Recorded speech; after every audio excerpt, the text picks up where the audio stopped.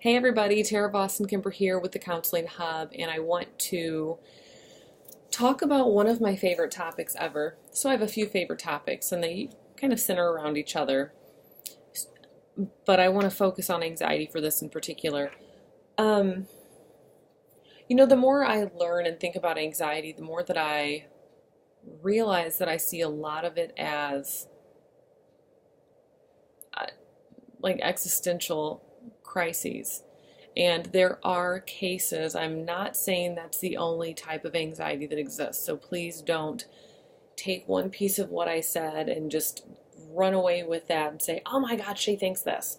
No, that's just, no. Just hear me out, please. So when I see clients for anxiety, primarily generalized sorts of anxiety. So I'm not talking about things like panic attacks or, well, sometimes panic attacks, but I'm not talking about things like panic attacks or phobias or OCD. Those are very specific. You can see the biology, the chemistry, the loop that people get stuck in with those sorts of things.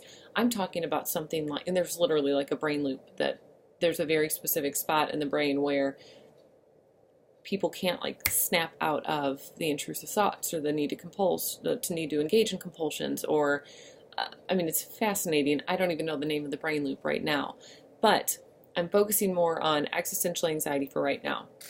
And when I say existential anxiety, I mean really deep questions about being human that we don't have the answers to. And I find that that is a lot of what brings people in. And sometimes that's a lot of what is causing louder sorts of symptoms. So hypothetically, I have someone come in and they are they can't sleep. So right away you're thinking, okay, some people might just say, oh, it's insomnia, and let's just go there.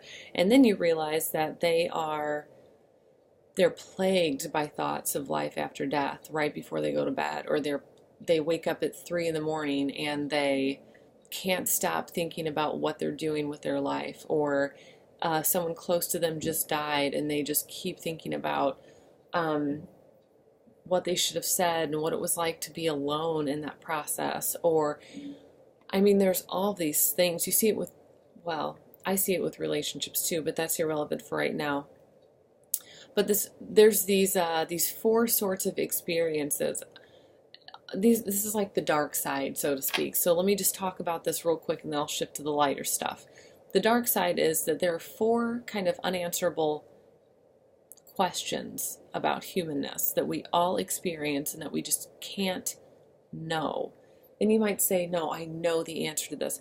That's fine, but they're not universally agreed upon answers, and therefore they are not this objective sort of truth that you can just hang your hat on. They are things that you believe, and that's significant for you, and I think that's really powerful and important. I'm not discrediting that. I am saying they are unknowable. We cannot know until we go through the process. So one is death.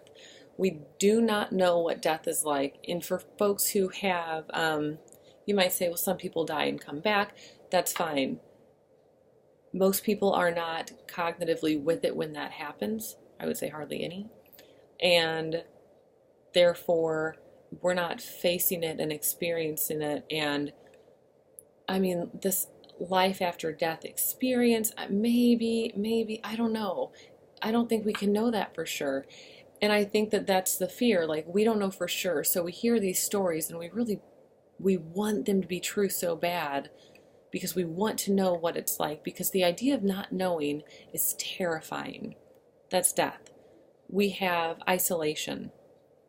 This is literally being alone. Like, even if you and I were to hold hands, we can't feel what it's like to hold each other's hands. You can physically, like I can feel your hand, but I don't know what it's like for you in that experience, mentally, physically, emotionally, cognitively, any of it. I don't know what that's like for you. By nature of being like an isolated individual, I am alone. That's number 2.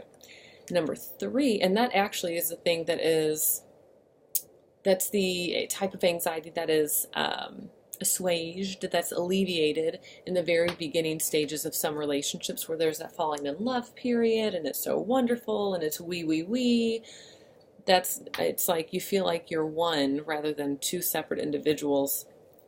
Again, not everybody has that experience, but For those who do, that's the type of anxiety that you're kind of quieting while it's going on. Third one, boop, is freedom. So freedom is funny because we say we want freedom, and then when we get it and we're left with the responsibility of making choices and creating structure for ourselves, a lot of us panic. So we are not, so that's why with little kids, you tell them, hey, I need you to choose one ice cream flavor from these 3 choices that I'm going to give you. Cool. They have choices. We like choices to be limited. We don't want 1,000 choices. It's hard to choose when that becomes the case. So it's easy when there's structure. This is why people thrive in companies. Not all companies. Some companies suck. I'm not saying go work for a company that you hate. But I am saying when there's structure in place, we typically thrive. And then we kind of push back against it because we're like, we could do it better. And then we don't have it. And then we freak out. And then we have to find it again. It's just a continuous cycle. So death, isolation, freedom, and meaninglessness. And this is the last one that this also ties in with the lighter side of things. The meaninglessness piece. I forget where I read this. I forget how I thought this or where I read it from, but it was something along the lines of humans are innately, like we're meaning at this point anyway, and where we are in history, we are meaning-making creatures, and we're kind of thrust into this meaningless world. That meaning doesn't exist outside of what you create. So there's like despair wrapped up in that. What do you mean meaning doesn't exist? Things are meaningful. The idea is that this existential anxiety, this whole piece, it's not that things aren't meaningful. It's that they're not inherently meaningful. They're not innately meaningful. There's not meaning in something. It's the meaning that you give to it that makes it meaningful. How many times can I say meaning? It should be a drinking game by this point, right? So the lighter side of all of this, and I love Irvin Yalom. I don't know if you know who he is, but he's an existential therapist, and he is just the bee's knees. There's another really popular existential therapist, and he is Viktor Frankl. I think probably more popular. He wrote Man's Search for Meaning. Yalom has a bunch of books also. They're fantastic. Viktor Frankl's ideas, his notions, he was in a concentration camp. He survived. I think he was one of the only survivors of his immediate family. And he came out of it, and in that book, he writes about how the thing that kept people alive and the thing that really kept people going when they were on their last leg in many, many ways was this notion of having something to live for. And I'm not talking about this in, like a life coachy sort of way. I'm not talking about this in rainbows and daisies and unicorns and magical sort of way. I'm talking about it in a very real, tangible sort of way. So something to live for doesn't mean you're exuberant about everything or totally like, oh yeah, totally like this intense kind of euphoria about this thing. I mean, it can be something you dread sometimes. Like, I don't know, if you have a dissertation to finish, that might be something that you're like, I have to get this done. I really want to get it done. I'm dreading writing some of it. It's just this huge undertaking, and it's really important to me to get it done. That's it. I'm assigning meaning to that. I'm saying this is important. This is something that I want to live for right now. I'm giving it purpose. So Yalom says that is just a really key piece of people. And that's like, again, the lighter side of existentialism, where meaning and purpose, creating meaning and purpose for yourself is beautiful, and it's really protective, and it just creates so much fortitude and resistance for people. Or resilience. I'm so sorry, not resistance. Fortitude and resilience. And you can survive really, really hard things. And that completely ties back in with his own experience. Beautiful concepts.